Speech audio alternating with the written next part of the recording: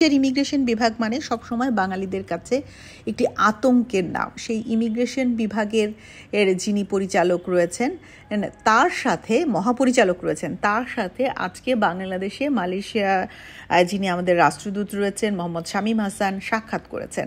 সেখানে অভিবাসন সহযোগিতা, অভিবাসন, কর্মসংস্থান ব্যবস্থাপনা, মালয়েশিয়া কর্মরত বাংলাদেশি নাগরিকদের কল্যাণ, নানা কৌশল নিয়ে আলোচনা হয়েছে। দুই দেশের প্রতিনিধিরা সেখানে উপস্থিত ছিলেন। সৌহার্দ্যপূর্ণ পরিবেশে আলোচনা হয়েছে।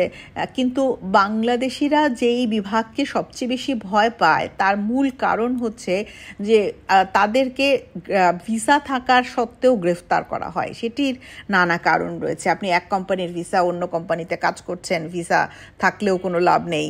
আপনি এক জেলায় ভিসা অন্য জেলায় যেয়ে কাজ করছেন, ভিসা থাকলেও লাভ নেই। এই যে বিষয়গুলো, এইগুলো কিন্তু সমাধানে আসা প্রয়োজন।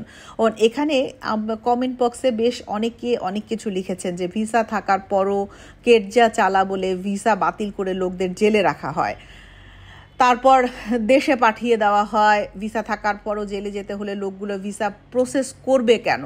অর্থাৎ দেখা যাচ্ছে যে যে কোম্পানিতে কাজ, সে কোম্পানির কাজ শেষ, তখন তার ভিসা আছে কিন্তু কাজ নেই, তখন সে অন্য জায়গায় কাজ করতে যায় এবং তখন ইমিগ্রেশনে পড়লে পারে তাকে জেলে যেতে হয় এবং প্রকারান্তরে দেশে চলে আসতে হয়। তাহলে এই বিষয়গুলো মাথায় রাখা। এবং কেউ কেউ তো বলছেন যে যদি ওয়ার্কারের কেটজা চালা ধরে তাহলে সবার আগে কোম্পানির মালিকের লাইসেন্স বাতিল হওয়া উচিত এবং জেল জরিমানা হওয়া উচিত। কেন? তার কোম্পানিতে কাজ নেই কিন্তু সে লোক নিয়েছে।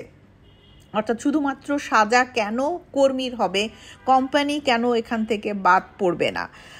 এই বিষয়গুলো আলোচনা করতে হবে। দুই দেশের নতুন করে কর্মী নেওয়ার একটা বিষয় রয়েছে, সেটি তারা নিতে রাজি হবে যখন তাদের শর্ত কিছু মানা হবে। এটিও মাথায় রাখতে হবে। অবৈধ যারা রয়েছে তাদেরকে বৈধ করা যায় কিভাবে তাদেরকে সেই সুযোগ দেওয়া যায়, সেটিও আলোচনায় আসতে হবে। এই আলোচনাগুলো সেখানে হয়তো হয়েছে, আমরা জানি না।